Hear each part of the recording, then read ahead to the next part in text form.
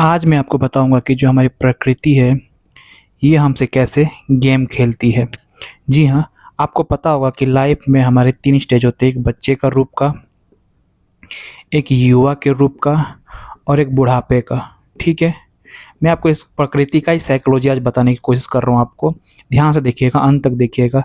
जब बच्चे होते हैं ये हगता भी है, मुतता भी है, सब कुछ करता है, तब भी लोग इसको क्यूट मान के इसको पालते हैं। क्यों? क्योंकि इनसे आशा जुड़ी होती है, प्रकृति ही जुड़वाती है, आशा जुड़ी होती है, उनकी जो इच्छा, जो सपने जो होते हैं वो जुड़े होते हैं। ठीक है, तो इसलिए वो पालते हैं, उनकी प्रतिष्ठा जुड़ी होती है, चाहे कुछ भी हो इससे जुड़ा होता है तो इसको पालते हैं।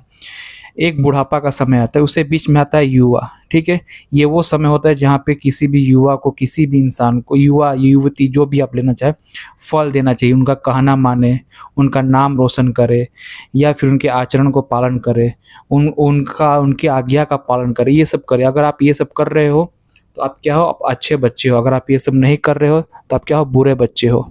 ठीक है, तो आप किसी फल के कारण, तो अब आपको कोई भी मतलब कि आपको धिक्कारा जाएगा, नालायक कहा जाएगा, गालियां दी जाएंगी अलग अलग जात की।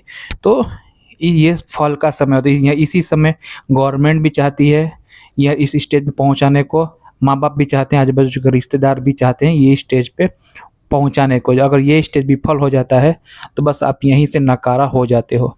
फिर आता है बुढ़ापा। चलो कि यहाँ पे बहुत इसने कुछ अच्छा फॉलो कर दिया, फिर आता है अब इसका बुढ़ापे का स्टेज। अब यहाँ तक में क्या होता है कि प्रकृति आपका पूरा का पूरा रस निकाल चुकी होती है। ठीक है, अलग अलग वासनाएं देकर, ठीक है, अलग अलग सपने पूरे करवा कर दूसरों के लिए, अब आपके लिए अब कुछ बचा नहीं रहता। आप एकदम चूसे हुए गुठली की तरह हो जाते हो। तो आपकी यहाँ पे पूछ बिल्कुल भी नहीं होती है। ठीक है, तो आप खुद एक पूरा का पूरा लाइफ साइकिल देखो, कहाँ एक जगह आपको पूछा जा रहा है, कहाँ पे आपको छोड़ दिया जा रहा है, और किस समय आपसे ज़्यादा फल की आशा की जाए। यही होता है ऑब्जर्वेशन। ठीक है, आपको इससे क्या सीखने को मिला होगा, क्या आपका राय है, आप कमेंट में ज़रूर बताइएगा।